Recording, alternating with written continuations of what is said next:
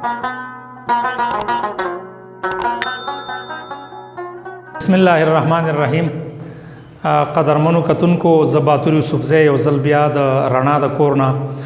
ستاسو په خدمت کې حاضر یم. په 13 کلاسونو کې منګه د پښتو د الف ب تورو په حواله باندې تقریبا 8 کلاس اغستو. امید ده چې په هغه باندې وتا سو پویدلی منګه د پښتو لیک دو طرف ترازو چې من خو د پښتو توري زده کړل د کوم جبو توري او په کومه طریقه باندې د پښتو مخصوص توري داغي استعمال د لهجو په اړه کې منګه خبره وکړه.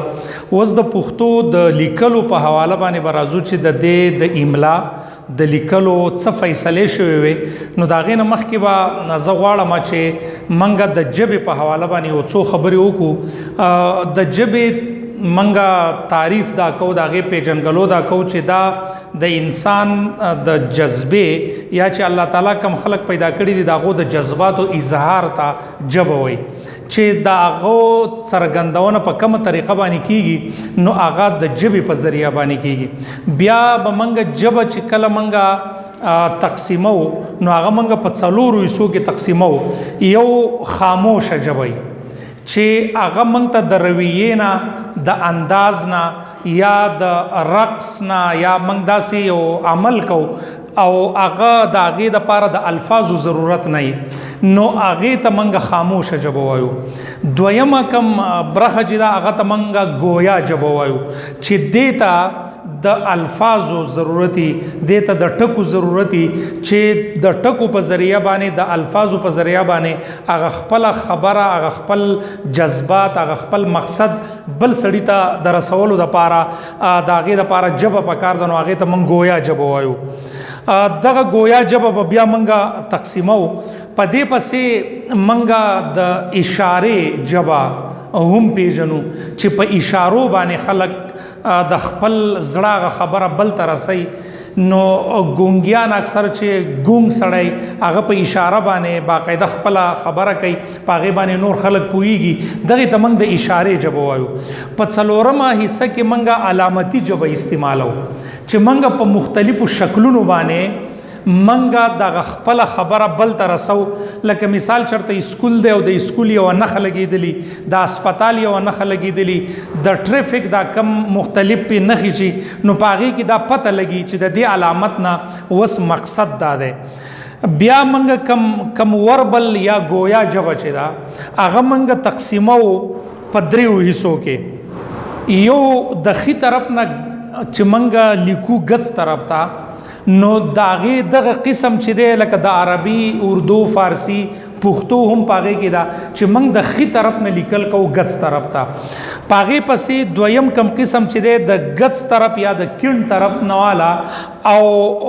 خي طرف ته چې موږ کم لیکل کو لکه انګریزي او لاتینی دغه داغه سره کم چې نور جبې دي چې موږ د غڅ طرف نه خي طرف ته زو هم دغه انګریزي او داغه په شمول چې نور داغه سره شامل کمی جبې دي. دریم کم قسم چې دی موږ د لپاس نه لاندې طرف ته لیکل کو لکه جاپانی او چینی دغه قسمه جبې چې دی هغه موږ د لپاس نه لیکل کو د لپاس نه لاندې راځو د لاندې نه بیا لپاس زو نو دا په دې حصه کې راځي چې دغه زمونږ وربل جبې دي. منګه د پښتو چې کم لیکلو ترازو نو دا هر څه چې ما تاسو ته لاول وی چې یاره دا منګه د دغه ژبې دپاره به منګه څه شیونه استعمالو نو دغه ذرایع به زه صرف هغه نومونه به یې والمه صرف د پیژنګلو دپاره. منګه څه شیونه داسې دي دغه ذریعې د ژبې دپاره دي چې منګه څه قدرتي اوازونه دي منګ ته د هغې پته لګي لکه د سیلۍ خپل اواز دی اسمان برېښنا کوي ګړډېږي منګ ته دا پته لګي چې یاره په دغه ځای کې باران وریږي د دغه قدرتي اوازونو نه یا اکثر د مرغو اوازي د سین اوازي منګ ته د دې خبرې پته لګي. څه شیونه داسې دي چې هغه په ایکسپریشن باندې راځي. تاثرات د غم جدا یو تاثر دی د خوشحالۍ جدا تاثر دی. انسان بالکل سوی نه خو د هغه د شکل شوبې نه د هغه د انداز نه داسې پته لګي. څه شیونه داسې دي چې هغه وجودي خاصیت لري. منګه هغه په انګریزي کې منګه ساوند باکس هم استعمالو د هغې جدا تفصیل دی. صرف دغه نوم مې لیکلی دی چې دغه ذریعې دي زموږ سره د ژبې بل زمنګ سره د ژبې کم څلورمه برخه چې ده هغه زمنګ سره سوشل انټریکشن ورته موږ په انګریزي کې وایو معاشرتي تړون د یو بل سره اکثر خلک په اشر غوبل کې په غم کې په خادۍ کې اکثر په یو ځای کې خلک ګڼه ویني نو خلک وایي یاره څه چل دی چا ته خبره نه کړي په مخبره کې ډېر ګڼ خلک ولاړ یاره څوک مړی شوی دی څوک په بازار کې ګڼ ولاړ نو وایي چې یاره څه حادثه شوې ده دغه ذریعه ده د ژبې بل زمنګ سره د فطرت خپل تقاضي دي اوزار دي په اوزارو باندې موږ ته پته لګي یو کس ته د هغه سره پړی دی لور دی موږ ته پته لګي چې دا زمیندار دی یا دا د کار ل روان دی نو دغه ضرورتونو دپاره موږ اوزار استعمالو دا د ژبې د څرګندونې دپاره دغه څه حصې موږ استعمالو راځو به خپل مقصد ته چې دغه ژبې چې دي زموږ د مقصد د پښتو غرض دی چې د پښتو د لیک دود د کلي نه شروع شوی نو موږ دا په یو څو حصو کې تقسیمو د کتابونو تر مخه چې زمونږ دغه مخکینی لیک چې 2.5 کاله مخکې په د کتاب په رو باندې چې هغې ته به ډبر لیک وي یا به میخي لیک هغې ته وي چې دغه عبدالحی صاحب د هغې پوره تفصیل کړی دی خو موږ د ډبر لیک یا میخي لیک چې دی هغه زموږ 2.5 کاله وړاندې او د هغې باقاعده یو لیکلي هم په کتابونو کې شامل دي په ډیرو کتابونو کې دي هغه نه اړیکوم نه دروژنوم او نه زور کړنوم دا باقاعده یو لیکل دي د هغې جدا خپل تفصیل دی خو دا یو ساخت موږ ته راغلی دی د پښتو د لیکلو چې هغې ته به ډبر لیک وي دویم موږ خروشتي رسم الخط چې هغه 2000 کاله مخکې و چې هغه موږ په سیکو او په لوښو او په دې باندې چې کوم لیکو نو تاریخي د تاریخدانان یا پوهان د ژبې پوهان وایي چې دا 2000 کاله وړاندې چې هغې ته به خروشتي رسم الخط وي بیا د سکندر اعظم په زمانه کې چې کوم هغې ته یوناني رسم الخط پوي نو هغه هم زموږ سره په دې برخه کې شامل دی په اخره کې زموږ سره د عربی رسم الخط دی او دغه په هغې کې هم څه اختلافات شته چې محمود غزنوي د یو وزیر په توګه باندې دغه د پښتو دغه کم لیک دود چې دای عربی رسم الخط ته اړولی نو دا زموږ سره دغه 15 قسمونه چې په اخره کې زموږ سره کم مستند موږ ته پته لګي د پښتو چې کم لیک راغلی دی هغه د بایزید انصاري د کتاب نه چې د هغه د خیر البیان په شکل کې موږ ته موجود دی بیا اخوند درویزه بابا کم کتاب چې لیکلی او مخزن نو هغه باقاعده هغې ته یو درسي حیثیت هم حاصلو او خلکو به باقاعده په کور کې یو مذهبي حیثیت هغې ته حاصلو نو د دغه رسم الخط په وجه باندې خلک د دغه خیر البیان او بیا د مخزن د دغه لیکلو نه ډېر زیات اشنا شوي په اخره کې بېشکه چې خوشحال بابا د پښتو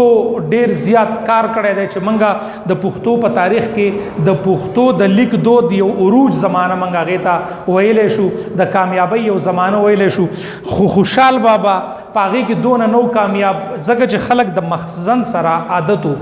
او دغه لیک دود هغه خپل خوشحال بابا خپل لیک دود استعمال کو د هغې دپاره خپل رسم الخطو خو دا د خوشحال بابا د خاندان سره محدود پاتې شو چې هغه زمونږ دونه نو ځکه په هغې کې یو څو ټکي لکه مثال زه به د پښتو هغه مخصوص توري ویم چې هغه 2 استعمال کړي دي یا په منځ کې ټکي کول یا حمزه کول نو دا د خوشحال بابا د دوره پورې راغلي په اخره کې زمونږ چې کم منګه په هغې باندې به خبره کوو په 1955 کې چې کله د پښتو اکیډمۍ قیام راغی د پښتو د ژبې دپاره کم کوشش شروع شو نو په 1957 کې مولانا عبدالقادر رحمت الله علیه هغه د دغه پښتو د لیک دود دپاره ډېرې غونډې وکړې ډېرې ښې جرګې مراکې په هغې کې وشوې او زمونږ په دغه کې ډېرې زیاتې فیصلې راغلې وې خو د څه وجې نه هغه نافذ نشوي ځکه د هغې اهتمام ونه شو د هغې نه وروستو په 1984 کې بیا هم د پښتو په دغه لیک دود باندې باقاعده خبرې اترې وشوې په هغه دور کې د محکمه تعلیم سیکټري چې هغه اعظم خانو د هغه د صدارت د لاندې غونډې وشوې خو د هغې د نافذ کولو داسې څه اهتمام ونه شو په 1990 ورته موږ وایو یا 1980 ورته وایو چې پاغي کې محمد نواز طاهر صاحب خدای بخلی هغه ډیر زیات کوشش وکړو او د باړګلۍ په کیمپس کې کم چې د پیښور یونیورسيټي الته یو جدا کیمپس ته چې سمر کیمپ او یا دا پکې لګي هغه پکې سیمینارونه را جوړي په باړګلۍ کې دغه ناسته وشوه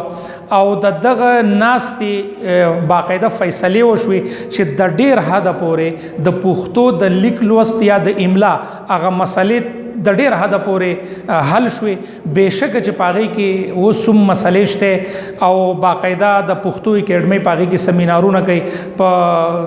2014 کې د دغه پوهانو یو ناسته بیا شوی و خو د باړګلۍ د املا تر مخه چې دغه کم ولس فیصله شوی دي د ډیر حد پورې زمنګ دغه مسلې تقریبا حل شوی دي او د وس چې کم کتابي